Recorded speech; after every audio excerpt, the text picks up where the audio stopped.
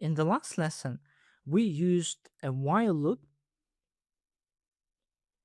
to constantly check the button state. So we had a if condition within the while loop. But this approach is very inefficient.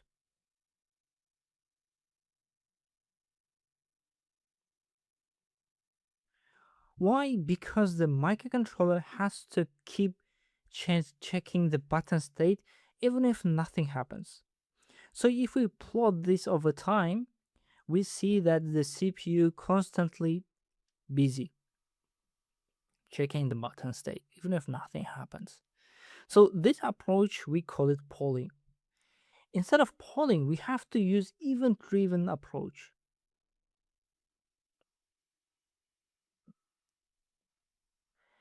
In this approach, the microcontroller reacts when something happens, like a button press or release, so it can handle other tasks in the meantime. For example, the analogy, you're reading a book, and you get a notification that you have some message. So what you do, you quickly switch to that event. Handling that event, you type a message or do some action, then you could go back to reading. Similarly, the microcontroller stays in its main loop until an event occurs. It's worth mentioning that we mostly covered the GPIO external interrupt. So when the pin changes the state from low to high or high to low, the microcontroller triggers an event.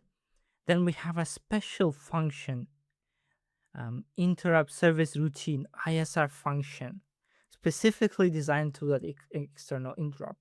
We handle that event, we do some action, then we go back to the main loop. Similarly, we have other types of interrupts. For example, we have a timer interrupts that triggers the microcontroller periodically. And these are useful for tasks that need to be happen on a regular basis. We also have communication interfaces, communication interrupts.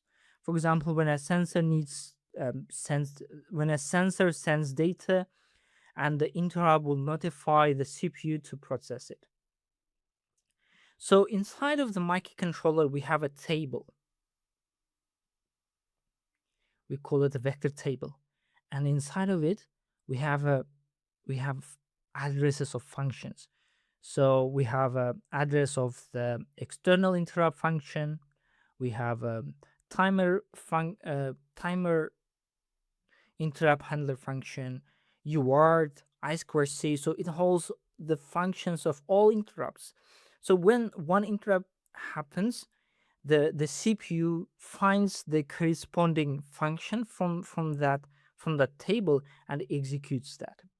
So in summary, we have a main function running sequentially. So all the instructions are handled sequentially. And when interrupt occurs, the microcontroller jumps to that ISR function, handles that event, so it's like storing data or taking an action, then interrupt, then the microcontroller returns back to the main loop. And in our specific example, we focused on the external interrupt on PC13. And the interesting thing is that all GPIO pins share a common interrupt line. So PA13, PB13, PG13, and so on, all of them are tied to external interrupt 13. Another important thing is that in external interrupt, we can detect rising edge and falling edge, or both of them. So if we enable only rising edge event, the ISR function is invoked automatically when we have the rising edge.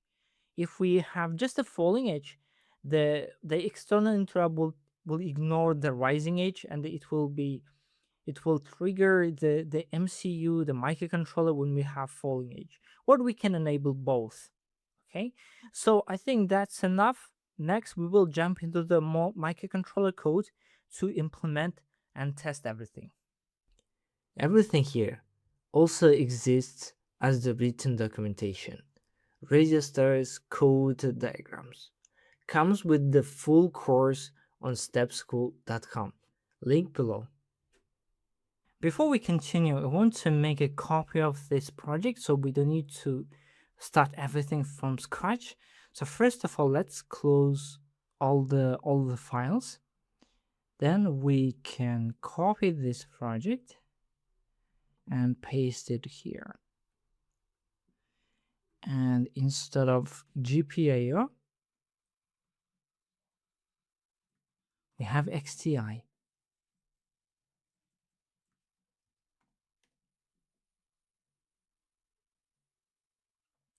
Okay, we have EXTI project, and it is essential to change the the IUC file name. So instead of GPIO, we have to set EXTI. Okay. Then we can remove all these GPIO programming files. For example, this one I can remove. And inside of the debug, we also have functions to remove them. What I can do, I can just press project, clean. So I'm cleaning EXTI programming.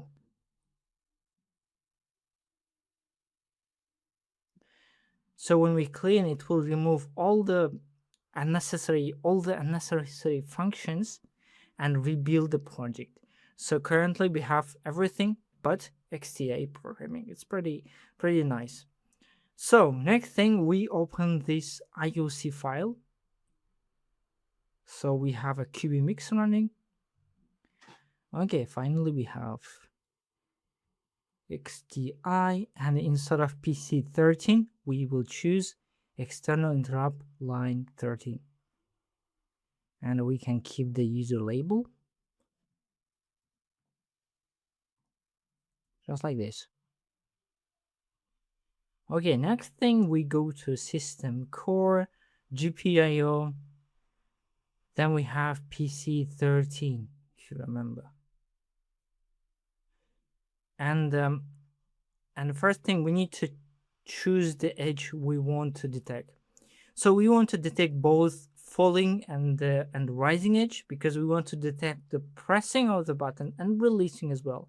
So we choose external interrupt mode with rising, falling edge trigger detection, and we need to keep the pull-up resistor. That's really important.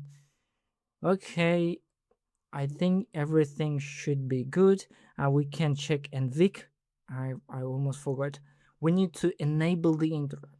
So we configure the interrupt, but we have this NVIC nested vectored interrupt controller. It's a peripheral dedicated for controlling all the interrupts.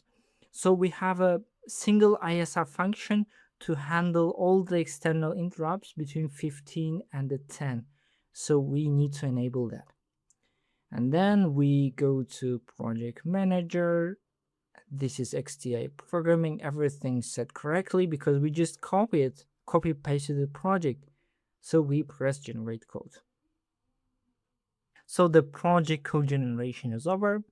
Next thing, I will open main.c of the EXTI programming project. So the first thing, we go to the HTML file and we just copy this code snippet. And let's paste it just over here. One thing I forgot to mention, that when we write code, we have to write them between these commenting guards. User code begin, user code end. Because if we do it outside, and when we generate the code using this IOC file, our code will be erased. So it is essential to write in between these comments. Okay, so what I'm doing here, first of all, we can remove this. We don't need this anymore. So what I'm doing here, we have this EXTI callback function this function is automatically executed, invoked when we either press or release the button. So when this event happens, we have this callback function is automatically executed. And what do we do if that event happens? Of course, we want to either set LED or reset the LED. So here, first of all, we need to check that this is our button pin, because this callback function can be executed, can be evoked by external interrupt line 10, 11, 12, up to 15. So we verify that this is our button. Okay. Then what we do, we check the button state. So either it's reset or set. Reset means that we press the button. And when we press the button, we set the LED. And we already covered this part of the code. And also I want to quickly mention about this read pin function. So the first argument is the port number, and the second argument is the pin number. And similarly, we have this write function. So the first argument is the port A, B, C, D, and so on. Then we have a pin number from 0 to 15, and the third argument is the state we want to set.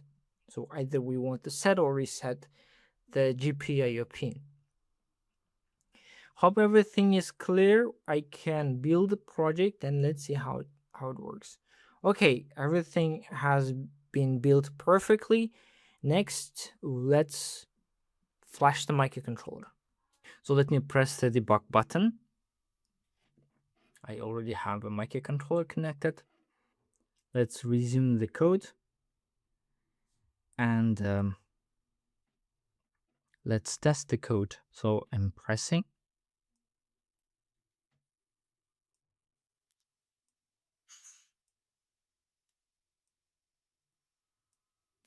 Okay, everything is working as we planned. And if you check the main function, I have nothing related to the LED control, and we control LED just over here.